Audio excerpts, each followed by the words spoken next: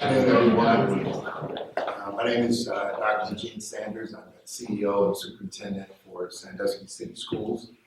I am joined today by a number of our colleagues, superintendent colleagues from throughout our immediate region. And we're here today to brief and update the greater Sandusky community with regard to our steps that we're taking with regard to the current virus that most of us are dealing with in the state and around the nation. And so the coronavirus is something that's on the news and we're all aware of it. And our colleagues thought it would be a good idea to come together and put together some agreed upon principles and protocols that we as a collective group would follow with regard to how to manage in the case of some emergencies that we might need to undertake. And so I want to take this opportunity to thank our colleagues for their tremendous input and their well thought out ideas about how we might work collaboratively as a team toward the issue that we're currently facing. So at this time, I'd like to ask all of the superintendents and those representing superintendents from the area to please come forward and introduce themselves and talk a little bit about the district that they're in and introduce any individuals that are here from their respective districts. And so we'll start at the end with Ms. Roth and then go for that. Good afternoon. I'm Todd Boggs, the Superintendent of the Edison Local Schools. All I would like to say is thank you to all of the rest of the people here with us. This is not an Edison issue or a Sandusky issue. This is a regional and state and national issue that we all need to get out in front of together. And I think it's important that we all are on the same page to help curb the spread of this disease. So I want to thank everyone who was here with me in helping develop this plan so that we are all unified and working together to keep our community and our families safe.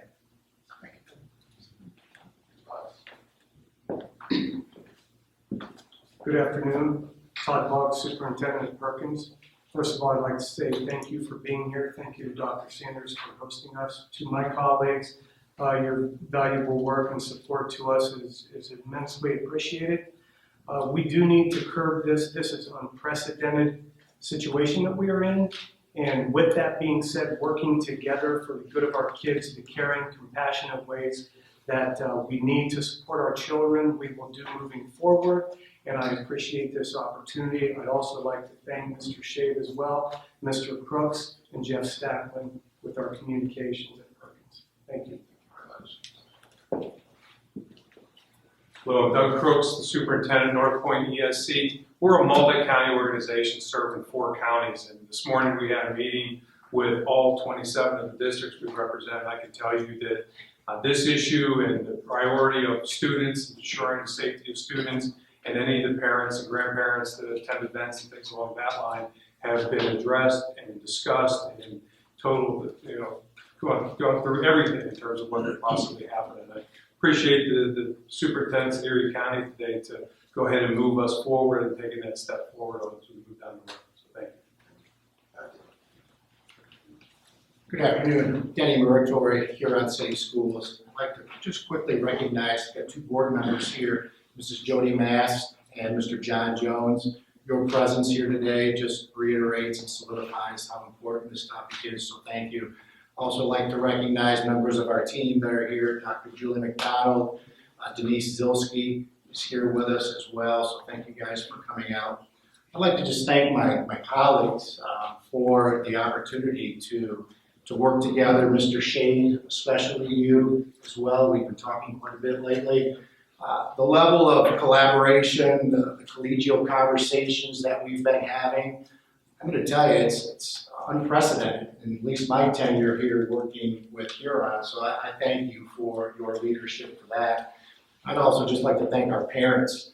Our parents, their flexibility, their patience with us, because information is very fluid right now. It is coming at us fast and furious, and within the next hour, I'm sure it's going to change again. So I want to thank our parents, all of our parents for around the entire region for your patience. So again, thank you all for being present today and being supportive of kids. Thank you. Good evening. My name is Rod Smith. I'm the principal, middle school, high school at Margaretta. Also, we have our treasurer, Diane Keegan, from Margaretta. As a building principal, I can tell you, I feel so much better, as our staff feels so much better when we have this kind of support of one another. It's not just a single district decision or communication. It is regional. And so we want to thank you for putting all this together, Dr. Sanders. Thank you. My pleasure. Thank you very much to each of my colleagues. We are honored in our district to be able to be a participant in today's work. And I too want to just express my appreciation to our colleagues for coming together today to address this significant concern. There are two board members present representing the Sandusky City Schools, and I'd like to thank our longtime board member, Mr. Thomas Patterson, former president of the board, current board member, and the president of our Northwest region for the Ohio School Boards Association. Thank you, Mr. Patterson. And to Ms. Ebony Sizemore, who's on our board, recently elected to our board, and we're delighted that she's able to be here. I talked to our board president today. She sends her best.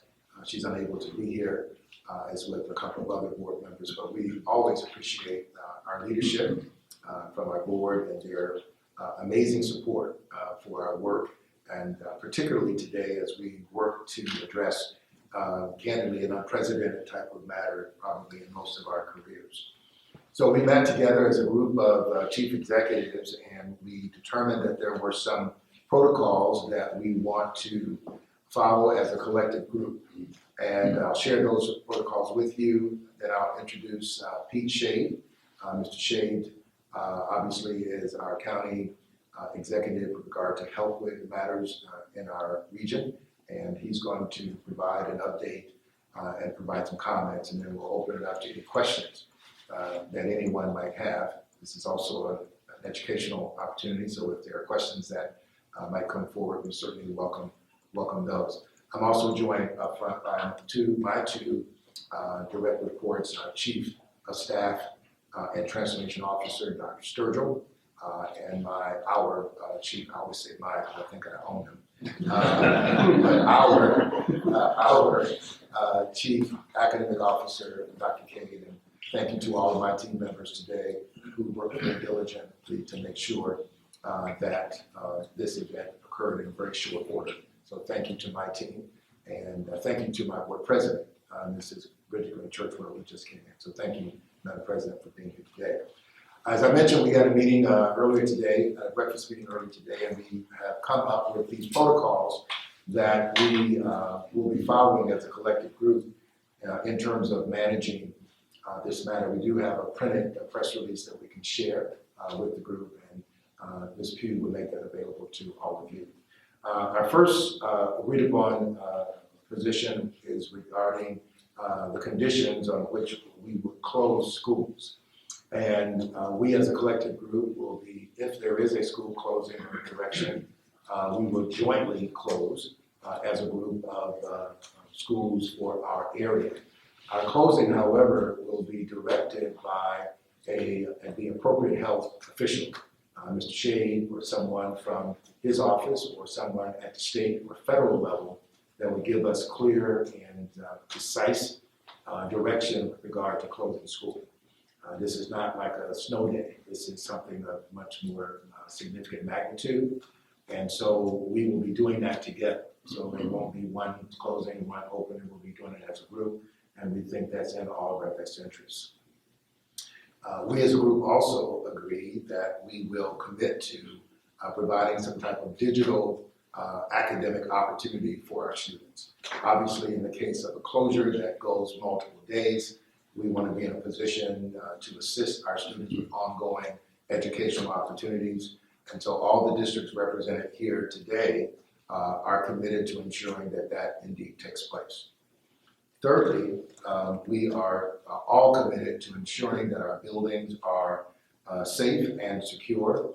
And all of our districts will be staffed and appropriate personnel will be ensuring a deep cleaning of all of our facilities, daily activities that our custodians and Mr. Toms and members of his group will be doing in the district. Obviously, spring break is coming, and that's a period where all of our districts take on some extra activity in regard to our facilities. And so we are all committed to making sure that that takes place as well. Perhaps one of the more significant aspects of our agreement is that in an effort to reduce the potential for any concerns in our immediate area, we have taken the recommendation and direction from our health official, Mr. Schade, with regard to how we want to manage large gatherings and meetings. So we are announcing today as a collective group that for the next 30 days, our districts will be reducing, eliminating after-school and large gathering activities. This will allow, this 30-day period will allow for us to assess where things are, determine what's happening statewide and nationally, and give us an opportunity to come back together during that time where we can get more direction from Mr. Schade or from members, leadership from the state or federal level. So effective today, as we move forward for the next 30 days, evening and afternoon activities that have large gathering activities to them will be postponed. For our district, that starts tonight with our orchestra concert that is going to be postponed. And tomorrow's State of the School address, where we normally get 600 or 700 people, will also be postponed to a later date. And as we met with our staff, I'm sure some of them were concerned about those matters, but given the context of where we're at, we think this is an appropriate step. We appreciate Mr. Shade's direction on this, and doing it together again really puts us in a better position to protect our children, our families, and the larger community. And then we all agreed that we will stay in constant contact with Mr. Schade and the appropriate health officials to directly communicate with everyone exactly where things are. And then finally, each of us will have a communications plan where we will be directing activities weekly or daily as needed based on the district's needs to make sure that our constituents are updated, where they can get their questions answered. And I will be, and I'm sure the superintendent's here as well, we will be the direct contact in our district. So if you got a question in Sandusky, that would be me, actually that would be Melanie, but it would be me that you'll call at 419-984-1000, and we'll direct your call to the appropriate department and get back to you within our committed 24-hour period. So with that said, I'd like to take this opportunity to introduce our colleague and leader in our region with regard to health matters, Mr. Pete Schade.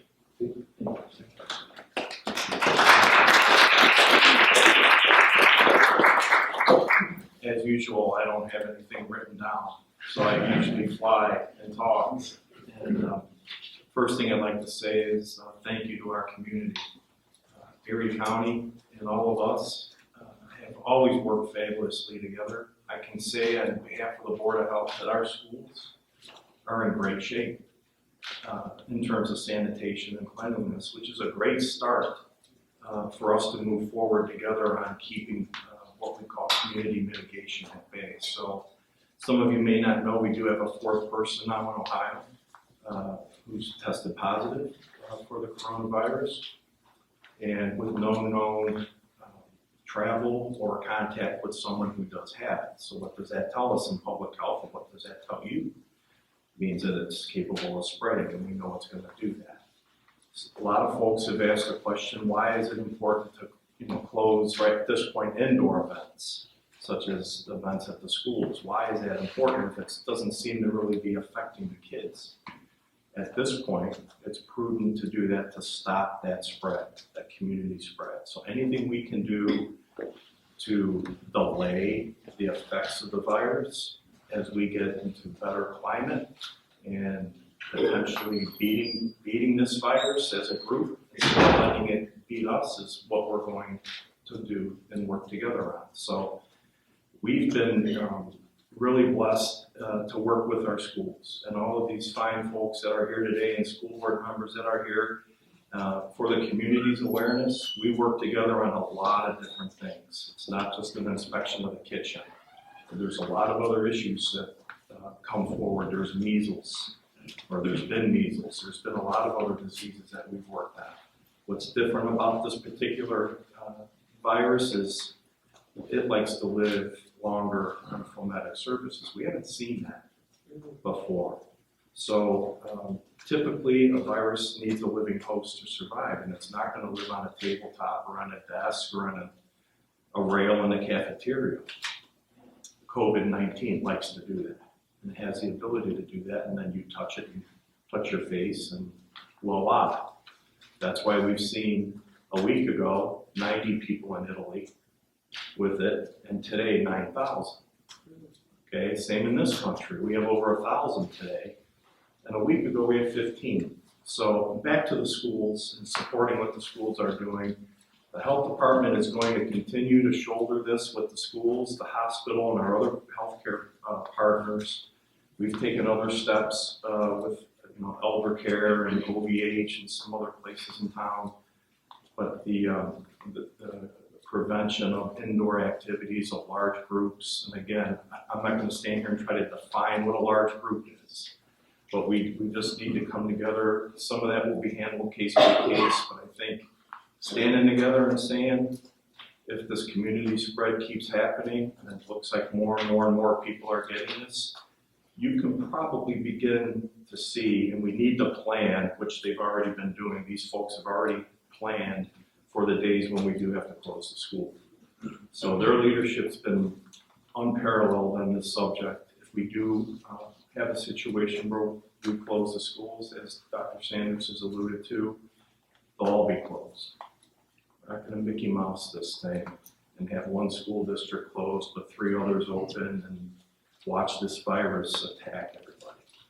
So, Gene, do you have other comments you want to make, or you want to take questions? Yeah, we'd be happy to open. This is in addition to a press event. In addition to this being a press event, it's an opportunity for us to ask questions and have a dialogue.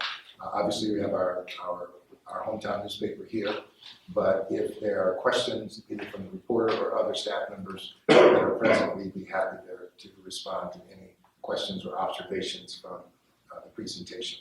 I did have one more comment. John Jones was on our board. He knows I'm going to say this, I think. The buck stops with this one.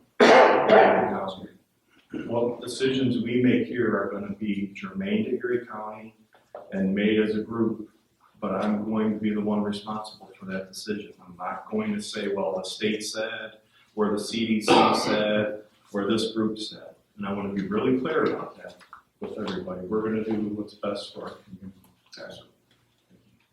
Any questions or comments from anybody? Hey, Doc, I just got an email from Northwest Ohio School Board Association. They canceled their spring conference tomorrow night. So it's affecting Northwest Ohio, where all the schools are going to meet too. So we're right in step with what everybody else is doing. So just an FYI. Thank you, Mr. Patterson.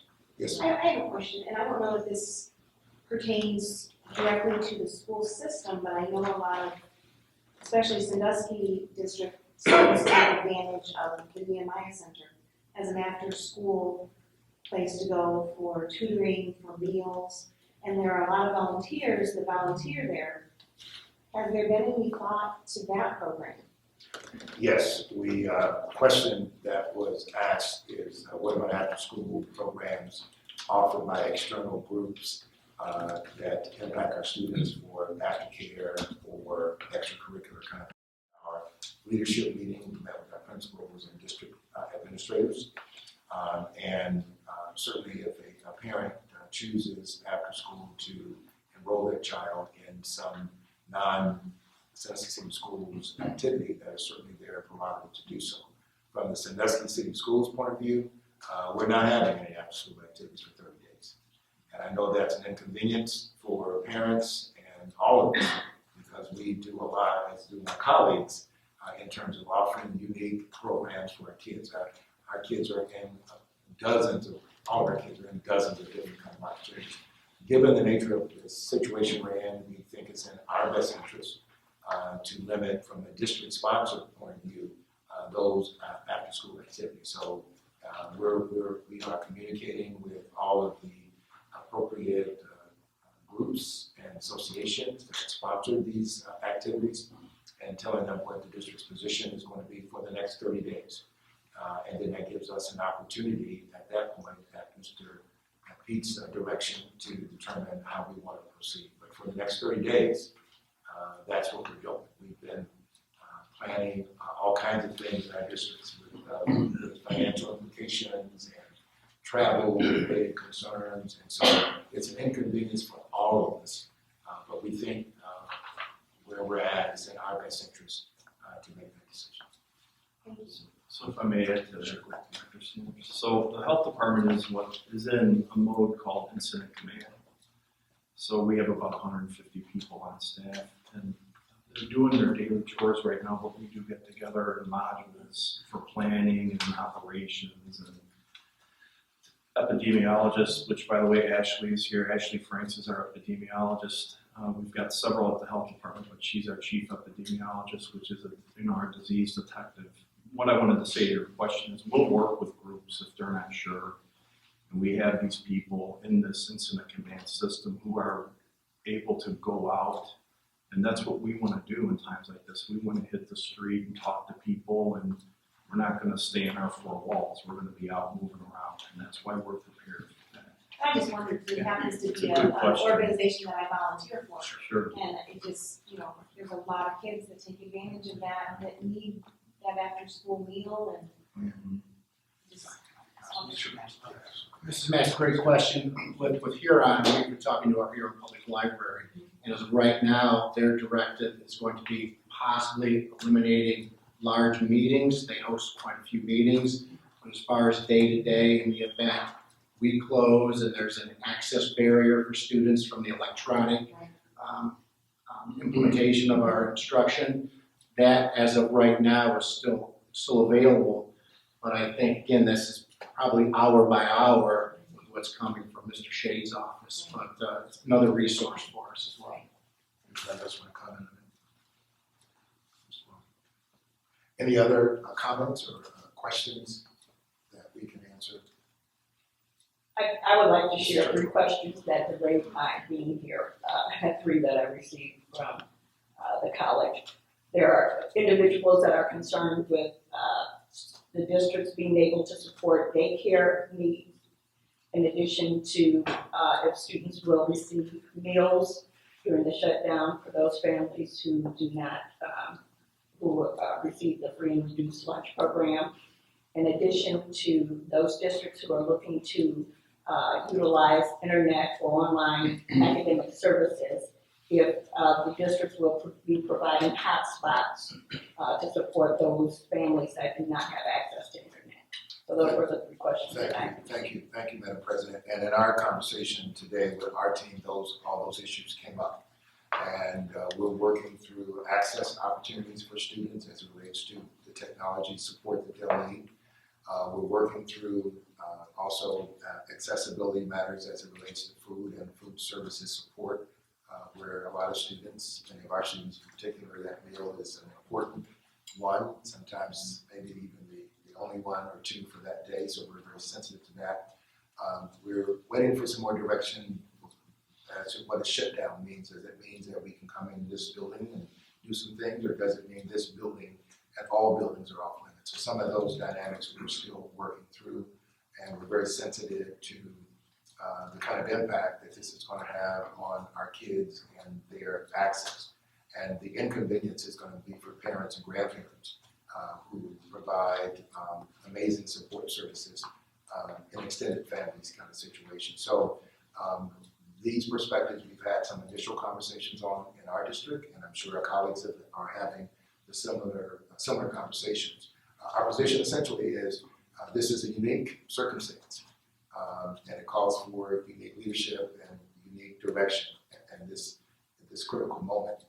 The people standing up here are prepared to do that, and we're prepared to communicate and make assessments and adjustments as needed. so that we can provide the best support to our kids in the event that we do have to close. So to that point, it's business as usual, and if we get some direction, then we'll gravitate to the next steps. Our team will be addressing these nuances, and maybe that's not the right word, but these adjustments that you raised, Madam President. Any other questions? KK, anything else we want to share out? We can provide you with one of our written press releases. There's some activity that will be taking place today in terms of communications and meetings in particular districts, in terms of how we're communicating with all of our internal and external constituents. And again, getting the message out to everyone. But so tomorrow is Thursday, so everybody's coming to work tomorrow. Let's be clear about that. And we are so, again, grateful and appreciative of our colleagues and our friends who are with us today, and working together is the way to get this done. Working as a team, as a collaborative group, integrated approach is how it gets done, and we're very grateful for that. So on behalf of all of our colleagues and our districts represented today, and our friend, Mr. Schade, thank you all for being here today, and have a pleasant afternoon.